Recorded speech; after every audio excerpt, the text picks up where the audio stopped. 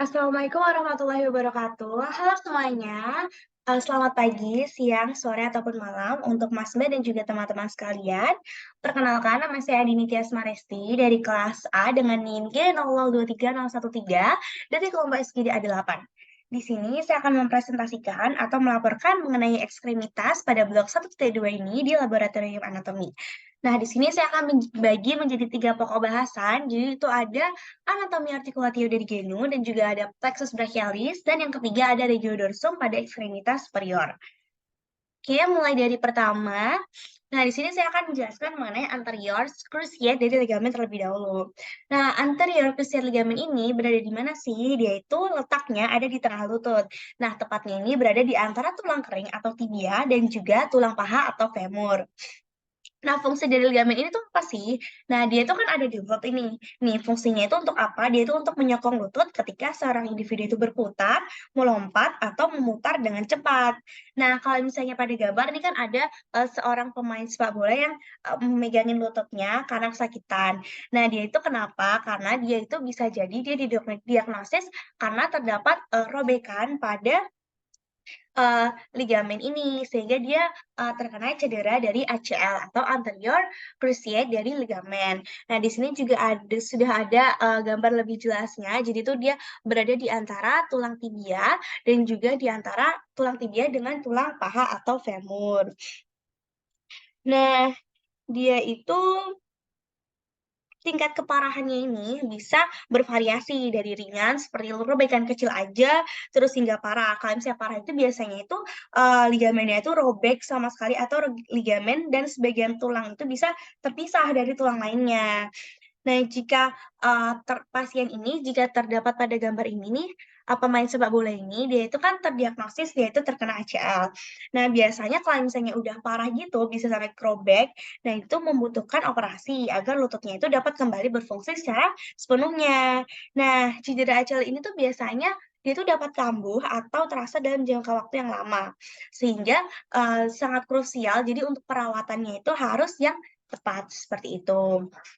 Nah, di sini, Articulatio dari Genu itu kan lutut ya. Nah, seperti yang sudah saya jelaskan tadi, dia itu penyusunnya itu ada apa aja. Jadi yang seperti kita ketahui pada ekstremitas inferior di bagian paha dan juga tungkai, dia itu ada femur, ada os femur, terus ada os patella di lututnya itu, terus ada tibia dan juga fibula. Namun di sini penyusun dari articulatio genu ini cuma ada tiga, ada femur, patella dan juga tibia saja. Di sini os fibula ini tidak berkontribusi dalam artikulatio dari genu ini. Lalu ligamennya itu apa aja sih yang memperkuat? Nah, tadi kan sudah saya jelaskan, satunya itu ada ACL atau anterior cruciate ligament. Nah, selain itu ada ligamen apa aja? Dia itu ada ligamen kolateral lateral, terus ada ligamen patella, patella yang di lututnya itu tadi, terus dia itu ada ligamen lateral medial dan juga ada PCL atau posterior cruciate ligament. Jadi selain ada anterior cruciate ligament, nah di bagian belakang, di bagian posteriornya ini juga ada posterior cruciate ligament. Seperti itu.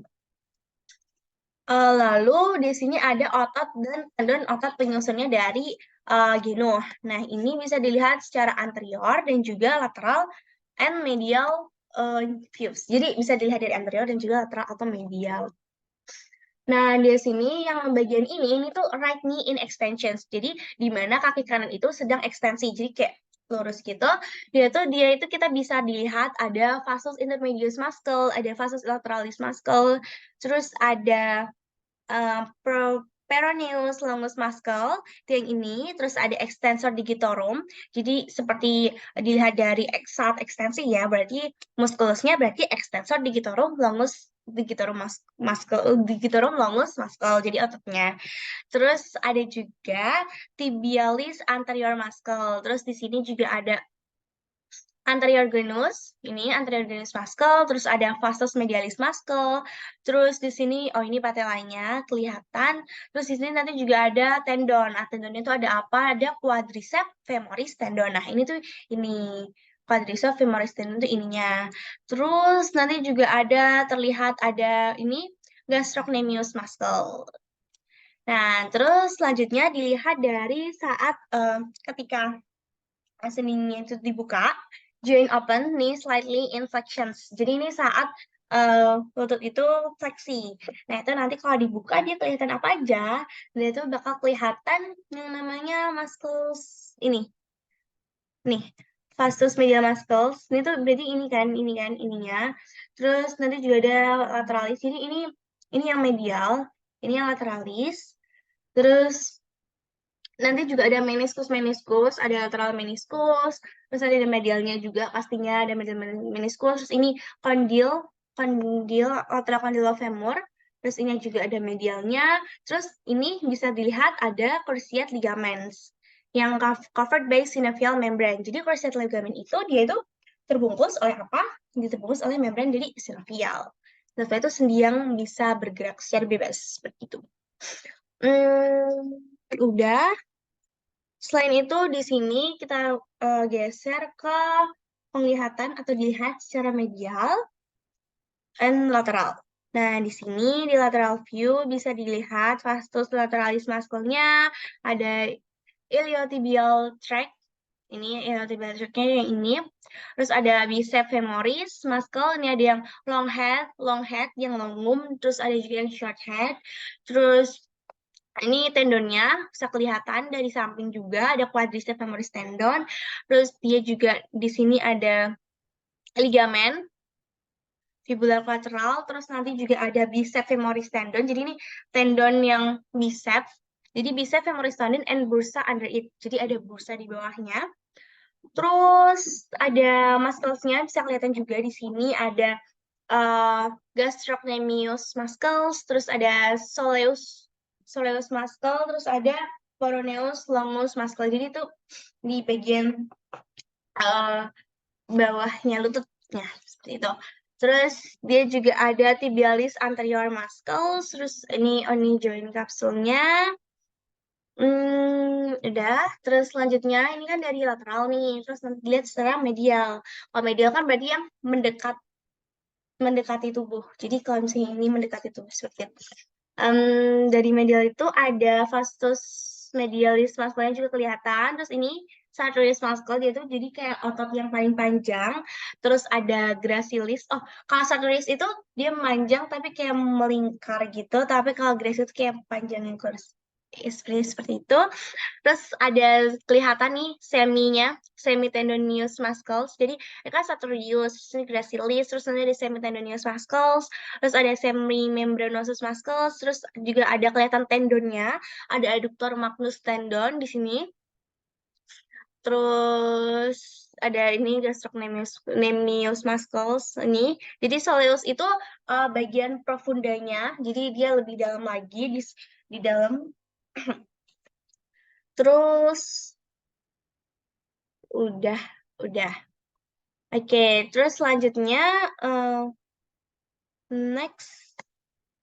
Oke, di sini juga ada bursa khas dari articulatio di lutut. Dia itu bisa dilihat secara posterior dan juga secara sagittal. Oke, nah di sini bakal kelihatan muskulus dan juga tendonnya. Di sini ada tendon adductor magnus, terus di sini juga ada muskulusnya, ada plantaris muscles, terus ada medial head of gastrocnemius muscles and bursa beneath it. Jadi bursanya tuh apa? Bursanya tuh ini. Nah, ini tuh bursanya, bursa khasnya yang ada pada lutut. Ya, pada ini. Nah, terus di sini juga bakal kelihatan popliteus muscles. Ini, jadi dia kayak ketutupan gitu. Terus di sini ada lateral head. Jadi ini kan ini kan kaki kanan, right knee. Jadi di sini lateralnya tuh sebelah sini. Terus ini ada medialnya. Terus dia itu ada juga ligamennya juga kelihatan. Terus juga ada ini tuh popliteus muscles. Jadi ini sama ini popliteus muscles. Terus ini berarti medial head of gastrocnemicus muscles. Terus ada lateral head-nya. Nah, di sini tuh ada apa? Jadi ini ada yang lingkaran ini. Dia tuh ada bursa. Bursanya tuh di mana? Bursa under tendon. Jadi dia kayak broken line gitu loh. Jadi kayak line-nya tuh kayak nggak nyambung gitu seperti itu. Terus di sini juga ada bicep femoris tendon, terus ada bursanya juga nih, ada bursanya. Terus ini juga ada nih fibular collateral ligament, terus ada bursanya juga. Terus di sini juga ada seperti itu. Terus di sini kalau misalnya dilihat dari sagittal ya, ya ini sagittal, oh parasagittal sections. Nah, dia itu lateral tuh midline, jadi kayak dari samping ke tengah kayak mendekati tubuh gitu. Kelihatan juga ini ada nih, ini subcutaneous prepatellar bursa. Jadi itu sini bursanya, terus ini juga ada bursa underlateral head of gastrocnemius muscles. Jadi itu yang mana? Ini kan yang ini kan lateral head of gastrocnemius. Jadi kalau misalnya ini nanti di secara sagittal, terus nanti bisa dilihat di sininya. Nah, terus ada juga di sini ada subcutaneous infrapatellar bursa, terus ada juga deep subtendinous interpatellar bursa. Jadi bisa dilihat ini tuh lebih superficial daripada yang ini, karena ini kan namanya deep subtendon. Jadi dia itu di infrapatellar, jadi kayak di antara patellar gitu, dia lebih ke profundnya seperti itu. Oke, untuk bursa khas sudah, selanjutnya saya akan menjelaskan tentang vaskularisasi. Nah, vaskularisasinya pastinya kan ada arteri dan juga venanya. Nah, arterinya itu dimulai dari atas ini, yang paling besar itu ada aorta dari abdominal, ya. Terus nanti dia itu akan ke sini menjalar ke dekat os iliaka itu, nanti dia jadi bernama arteri iliaka. Terus ke bawah lagi ada menjadi arteri femoral. Jadi sebenarnya mohon maaf ini tuh dilihat dari anterior, terus yang ini dari posterior. Nah, terus ini tapi sama-sama, terus nanti dia ke bawah lagi, kalau misalnya di posterior, nanti dia bakal ada arteri yang namanya popliteal, terus nanti ke bawah lagi, terus ada arteri tibial, terus ke bawah lagi, di posteriornya itu ada posterior tibial, ada arteri posterior tibial, terus nanti ke depan, nah ini kan dari belakang nih, ini ke depan, nah di depan ada arteri apa, nah ini ke depannya ini, yaitu ada arteri dorsalis pedis, terus juga ada dorsal arch. Nah, selanjutnya vaskularisasi dari venanya itu ada apa aja? Oke, jadi ini dilihat dari anterior dan ini dari posterior. Sebelumnya mohon maaf gambarnya agak kurang jelas, namun saya akan bisa untuk membacakannya. Jadi yang paling besar di sini ada inferior vena cava, terus nanti dia ke bawah lagi ada right common iliac vein. Jadi ada vena dari right common iliaca, terus nanti ada external iliaca vein, terus nanti ke bawah lagi sama karena dia melewati os paha femoralis, dia jadi vena femoralis, terus nanti dia juga ada ini saponius, ada vena saponius, terus pastinya di belakang kan, di belakang di posterior pasti nanti ada popliteal. Jadi nanti tuh pasti ada arteri popliteal dan juga vena popliteal. Terus nanti ke bawah lagi ada anterior tibial vena, terus ada saponius vena, terus nanti ada dorsal venous arch. Jadi kayak vena di dorsal seperti itu. Lanjut, ini tadi cedera ACL yang sudah saya jelaskan ya. Jadi untuk overview lagi bahwa ACL itu apa? ACL itu adalah anterior anterior cruciate ligament. Nah, itu ada pada lutut. Nah, ligamen itu kan jadi ACL itu adalah ligamen yang menghubungkan dan menahan berbagai tulang. Tulangnya itu apa aja? Tulangnya itu ada di antara tulang kering, tibia dan juga tulang paha atau femur. Nah, tadi juga saya sudah menjelaskan fungsinya. Nah, seperti yang kita ketahui, jadi itu nanti bukan ada ACL yang ada di dalam sini. Jadi untuk nasional aja ada juga yang namanya lateral, collateral ligament, ada posterior juga, posterior cruciate ligament, terus nanti ada patellar tendon ligament, dan juga enggak, jadi itu lainnya. Cuma kalau misalnya untuk yang cruciate ini cuma dilihat dari anterior cruciate ligament dan juga posterior cruciate ligament. Seperti itu. Nah, ini kan ACL-nya di sini nih. Nah, ini tuh di sini ada lateral collateral ligamennya juga, terus ada lateral meniscus di sini, terus ini ada. Jadi meniscus tuh kayak perlekatannya seperti itu. Jadi ini kan berarti ini kaki kanan Ya ini kaki kanan, itu di sini ada medial meniskusnya, ada lateral meniskusnya, terus ini juga bisa dilihat ada articular cartilage-nya di sini. Nah, di sini ya fibula.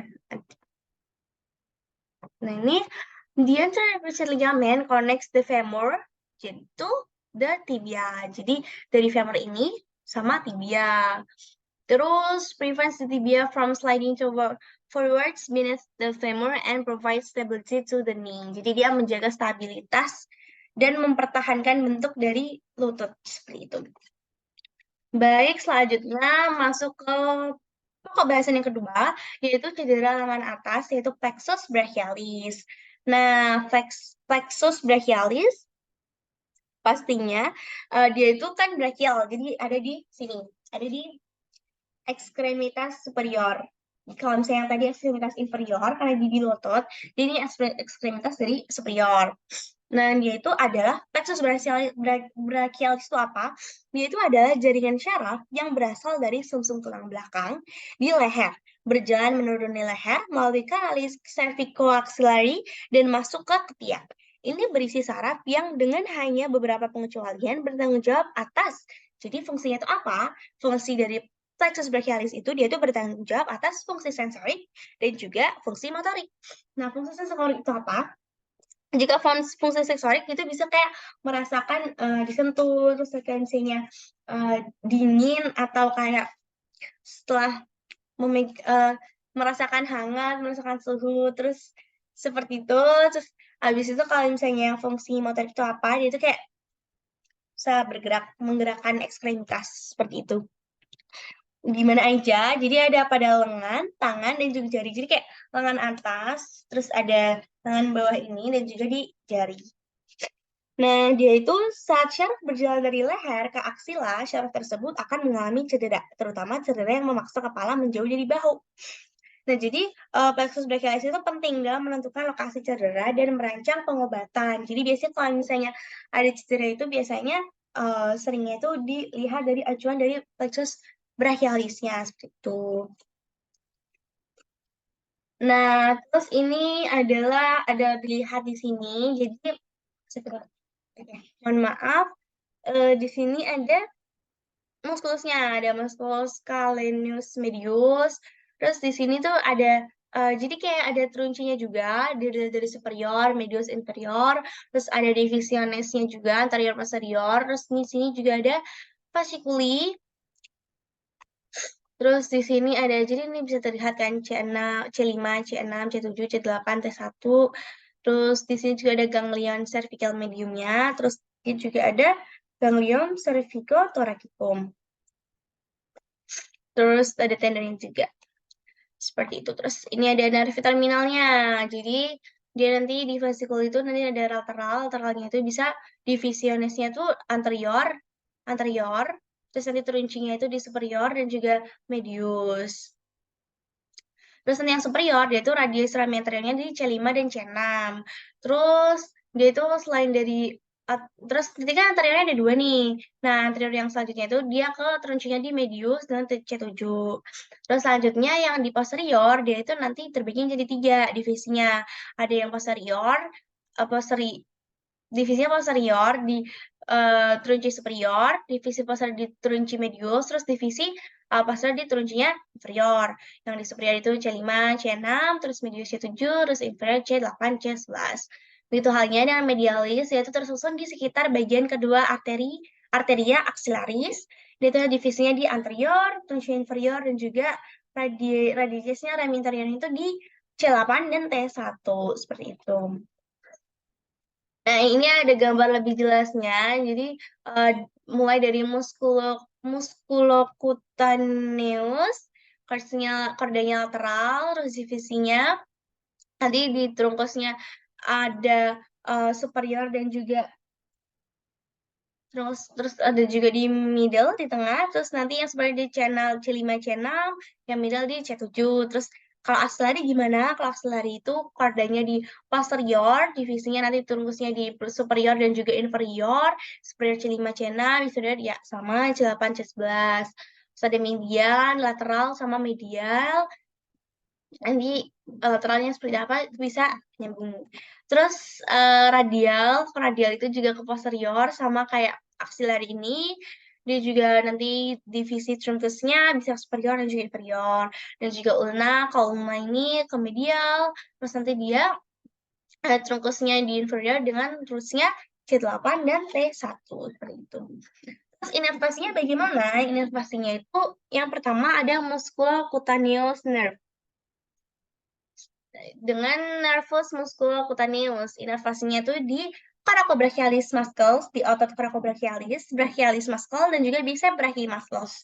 Becomes the lateral cutaneous nerve of the forearm. Terus selanjutnya ada axillary nerve, dia itu nama latinnya nervus axillaris. Jadi axillary kan dia berarti nervus axillaris. Dan dia itu ada di channel 5 dan channel 6 dengan inervasi oleh deltoid muscles, ada otot deltoideus, terus ada otot teres minor. Sensori inervasinya itu skin of the upper posterior arm. Terus di sini juga ada inervasi dari median nerve atau nervus medianus, yaitu seperti yang sudah saya jelaskan tadi, dia itu ada fungsi sensorik dan juga motorik. Nah, motor inervasinya itu, dia itu disebabkan berada di muscle of the anterior dan juga compartment of the forearm. Terus sensor inervasinya bagaimana? Dia itu di lateral part of the palm and lateral 3.5 fingers on the palmar surface of the hand, kayak palmarnya gitu. Terus selanjutnya ada radial nerve atau nervus radialis. Dia itu inervasinya di mana? Ada di triceps brachii, supinator, anconeus yang di kaki bagian belakang itu. Terus brachioradialis, terus extensor muscles dan juga extensor muscles of the forearm. Jadi external muscles itu berarti yang posterior ini ya. Oke, lanjut di inervasi dari ulnar atau nervus ulnaris, yaitu ada apa aja? Ada anterior and posterior surface of the medial one of and half fingers. Anterior and posterior surfaces of the medial one and half fingers, terus associate di palm area palmar. Terus, baik untuk plexus brachialis sudah, selanjutnya lanjut ke topik bahasan yang ketiga. Nah, topik bahasan yang ketiga ini yaitu mengenai regiodorsum extremitas superior.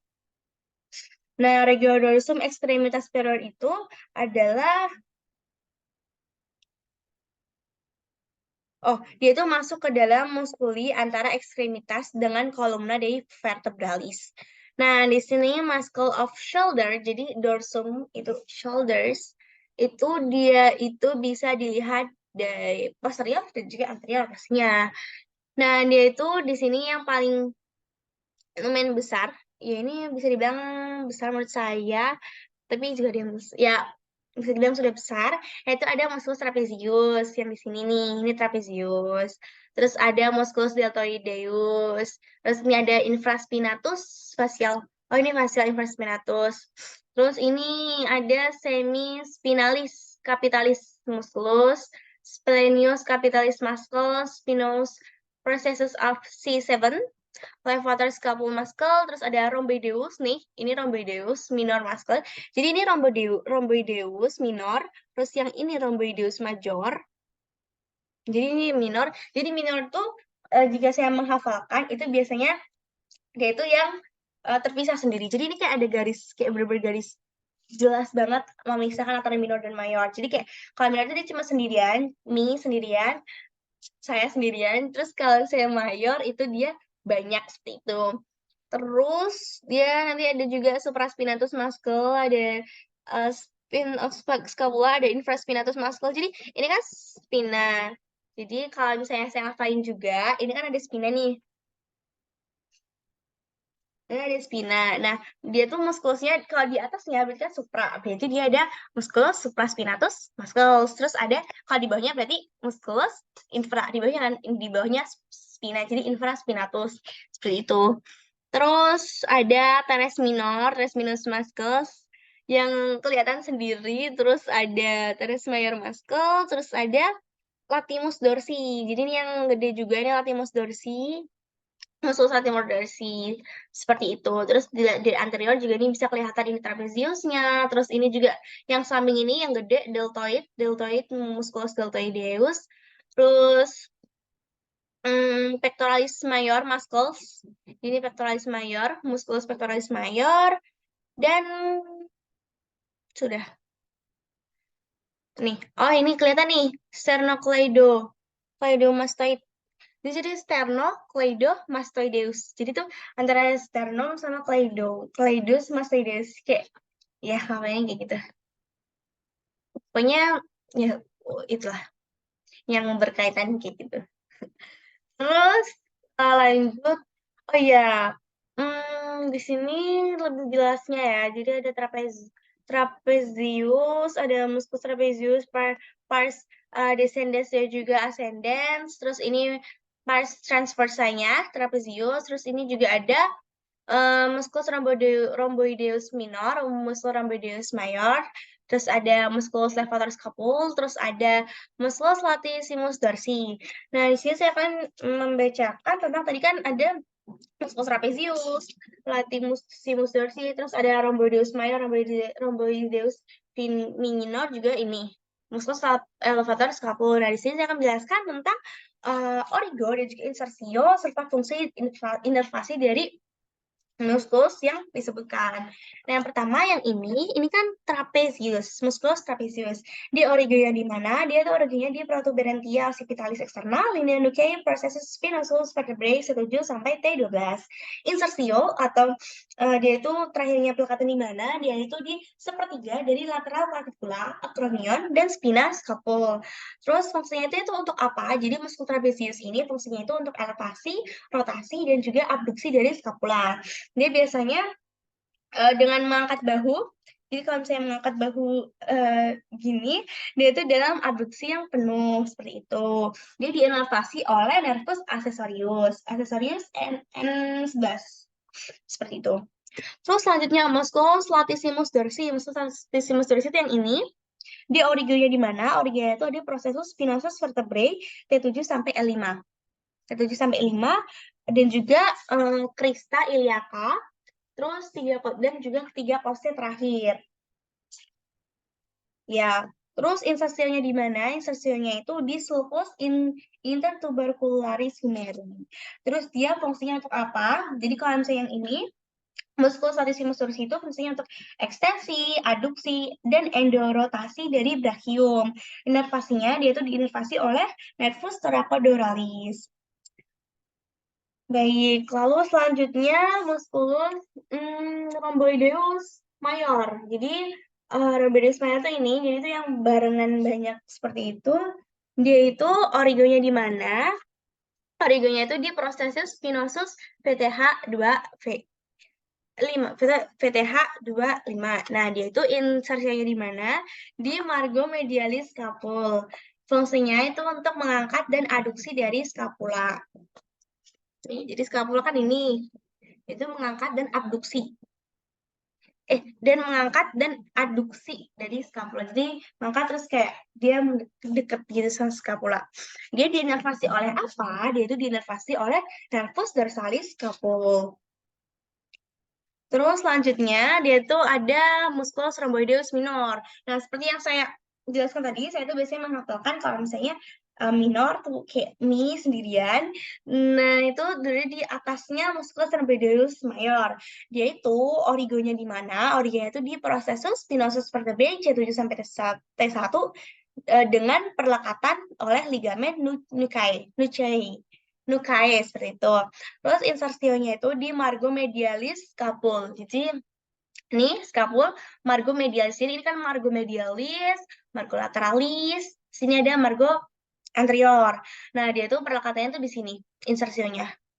Margo medialis scapula. Sama seperti musculus rhomboideus major, dia itu juga perlekatannya di margo medialis. Seperti itu. Margo medialis dari scapula. Nah, kalau tadi musculus rhomboideus major itu fungsinya untuk mengangkat dan aduksi pada scapula, dia itu yang di rhomboideus minor, karena tempatnya juga nggak jauh beda, fungsinya juga sama. Jadi, fungsi musculus rhomboideus minor sama major itu untuk mengangkat dan aduksi dari scapula, karena dia insersinya itu juga di scapula. Nah, dia tuh diinervasinya sama kayak musculus rhomboideus major diinervasi oleh nervus dorsalis scapula. Nah, terus yang terakhir yang belum disebutkan yang ini, yang di antara sini sampai sini, dia itu ada musculus levator scapula. Musculus levator scapula ini origonya di mana? Origonya itu berada di prosesus transversus PC 1 sampai 4 dan berinsersio di margo medialis scapula di atas pinna scapula. Oh, I see. Jadi insertnya tuh di sini. Ini kan spina. Nah, itu dia tuh di atasnya spina scapula. Ya, harusnya di situ. Terus fungsinya untuk apa? Fungsinya itu untuk mengangkat scapula ke medial, menarik bahu ke belakang. Jadi menarik bahu ke belakang dan juga mengangkat scapula ke medial. Diinervasi oleh apa? Dia itu diinervasi oleh nervus dorsalis scapula. Oke, baik. Saya sudah menyampaikan mengenai origo, sosio, fungsi, dan juga inervasi dari regio dorsum, ekstremitas superior. Nah, selanjutnya masuk ke dalam klinisnya nih. Jadi, di dorsum itu, dia itu ada yang namanya wing scapula. Nah, wing scapula ini adalah lesi yang disebabkan oleh apa? Dia itu disebabkan oleh musculus thoracacis longus. Nah, dia itu bakal terlihat seperti apa sih? Dia itu nanti bakal terlihat kayak ada penonjolan yang abnormal. Jadi penonjolan yang tidak normal pada bagian skapul, kayak di apa ya namanya?